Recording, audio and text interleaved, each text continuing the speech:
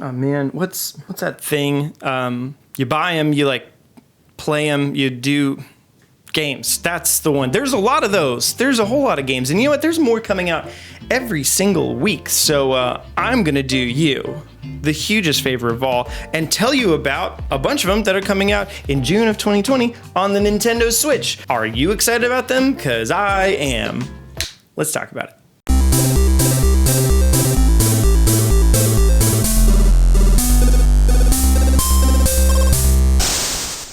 Now, I do want to note that since June would normally have been the month of E3, and E3 is not happening for all of the obviousest of reasons, there's probably a number of publishers that are going to still have their presentations that they would have otherwise included in E3, and those will likely have shadow drops like they do every year. So right now, we're just going to be talking about games we know about in June, but there's probably going to be more that we find out about throughout the month. But we'll touch on that a little bit after going through the ones with solid release dates. And if you enjoy this video and want to see more from our channel, be sure to click the like button and subscribe to Fanatixfour and ring the bell for notifications. We also have a weekly podcast on another channel that we do if you'd like to ask us questions and interact with us a little bit more. So, all right, that's it. Let's get into it. The big games of the first week of June are on Friday the 5th, but just before that, on June 4th, is the release of The Takeover.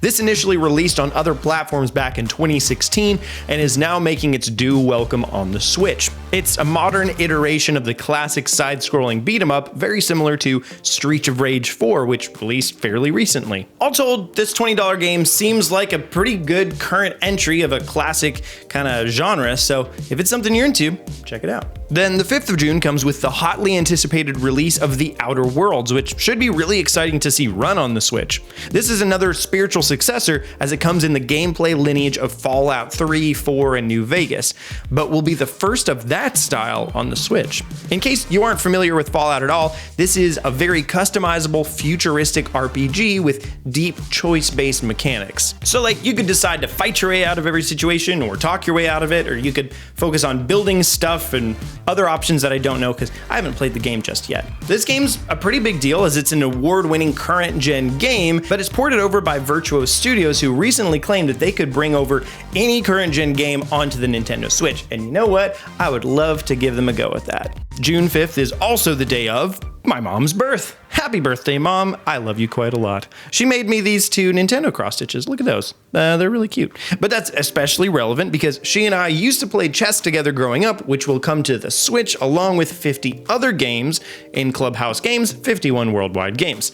If you want to know more about details on this title, you can watch AJ's video from last week going over 51 facts about that game. But the long and short of it is it's an easy and clean, because you don't have to like set up a bunch of board stuff, kind of way to play a lot of the games that you might want to be playing otherwise with your quarantine housemates or your friends online for just $40. And it's got bowling, and like you probably aren't going bowling right now, so you can go bowling this way.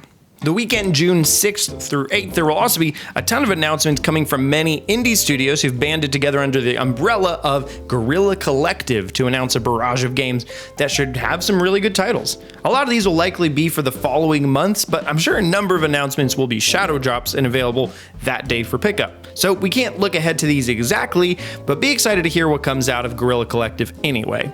On June 12th, we'll see the launch of Warborne, a futuristic strategy RPG from Rare Drop Games. Its combat seems similar in nature to games like Fire Emblem, Wargroove, Advanced Wars, and Into the Breach, but with sort of anime mechs. And although you'd likely play through the campaign mode, there's also online multiplayer and a map editor for free play similar to Wargroove. This game regularly is $25, but is on sale for pre-purchase, which is probably the case for a lot of the other indies on this list as well. The next big game with the release date is Burnout Paradise Remastered on June 19th. This is one of EA's first actual titles on the Switch that's not one of their indie games or a stripped-down FIFA title. Burnout is an arcadey racing series where crashing into the other cars is usually encouraged and can be quite fun. However, I'll note they're launching it at $50, and knowing EA, they'll probably put it on sale pretty quickly and pretty heavily. So if you don't need to get it right at launch, I'd say hold off a minute and get it when it goes on sale, because you'll be saving a pretty penny. On June 23rd, THQ Nordic is releasing the remaster of Battle for Bikini Bottom. Much as this sounds like a battle royale or something, it's really just a remaster of a Gen 6 platformer. It's kind of a cult classic, although when our buddy Bob Wolf tried it out at PAX, he didn't seem to like it much at all. Here's what he has to say. Oh, hey, Parker.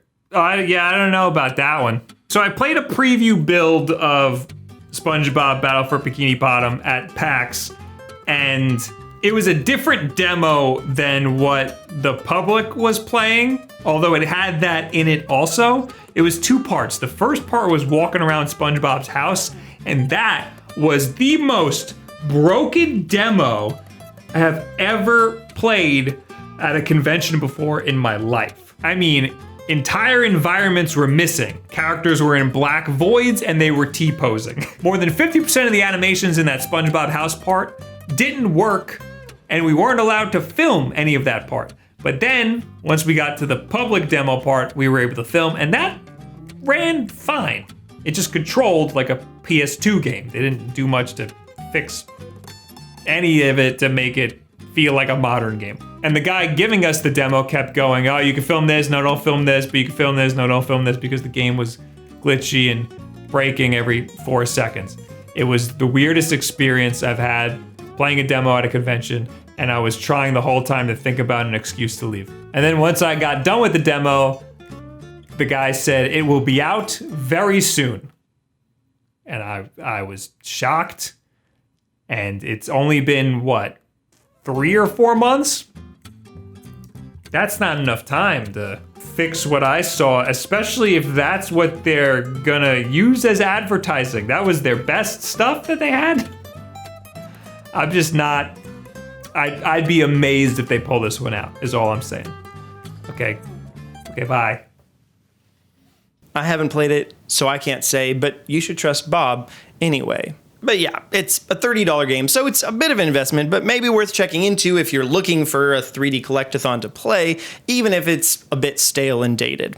June 24th brings with it a game that AJ has been waiting for forever, Ninjala. This was first shown off in E3 of 2018, I think, and it's been silent for a really long time, but it recently finished its second online beta test. It's a free-to-play battle royale with more hand-to-hand combat and a Splatoon-like aesthetic, but battle royale in the traditional sense, not so much in the Fortnite sense.